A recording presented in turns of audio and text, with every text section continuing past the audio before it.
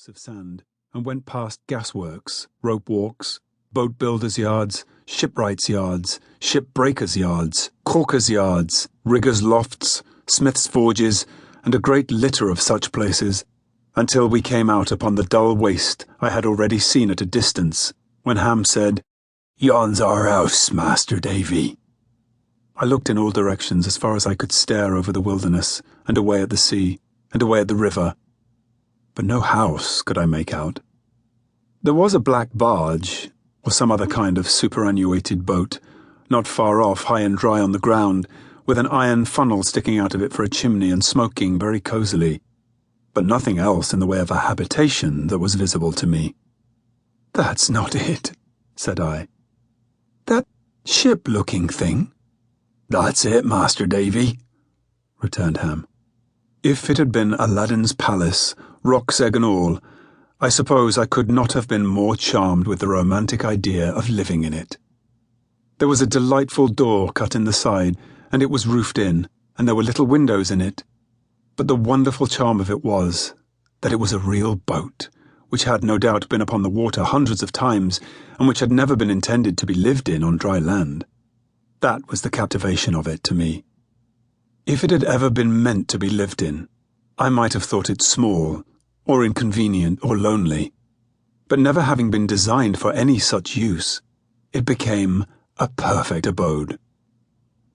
It was beautifully clean inside, and as tidy as possible. There was a table, and a Dutch clock, and a chest of drawers, and on the chest of drawers there was a tea tray with a painting on it of a lady with a parasol, taking a walk with a military-looking child, who was trundling a hoop. The tray was kept from tumbling down by a Bible, and the tray, if it had tumbled down, would have smashed a quantity of cups and saucers and a teapot that were grouped around the book. On the walls there were some common coloured pictures, framed and glazed, of scripture subjects, such as I have never seen since in the hands of pedlars, without seeing the whole interior of Peggotty's brother's house again at one view. Abraham in red, going to sacrifice Isaac in blue, and Daniel in yellow cast into a den of green lions, were the most prominent of these. Over the little mantel-shelf was a picture of the Sarah Jane lugger, built at Sunderland, with a real little wooden stern stuck onto it, a work of art combining composition with carpentry, which I considered to be one of the most enviable possessions that the world could afford. There were some hooks in the beams of the ceiling, the use of which I did not divine then, and some lockers and boxes and conveniences of that sort, which served for seats and eked out the chairs. All this I saw in the first glance after I crossed the threshold, childlike, according to my theory, and then Peggotty opened a little door and showed me my bedroom. It was the completest and most desirable bedroom ever seen, in the stern of the vessel, with a little window where the rudder used to go through, a little looking-glass, just the right height for me, nailed against the wall and framed with oyster shells, a little bed, which there was just room enough to get into, and a nosegay of seaweed in a blue mug on the table.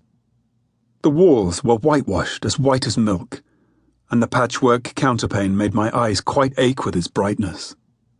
One thing I particularly noticed in this delightful house was the smell of fish, which was so searching that when I took out my pocket handkerchief to wipe my nose, I found it smelt exactly as if it had wrapped up a lobster.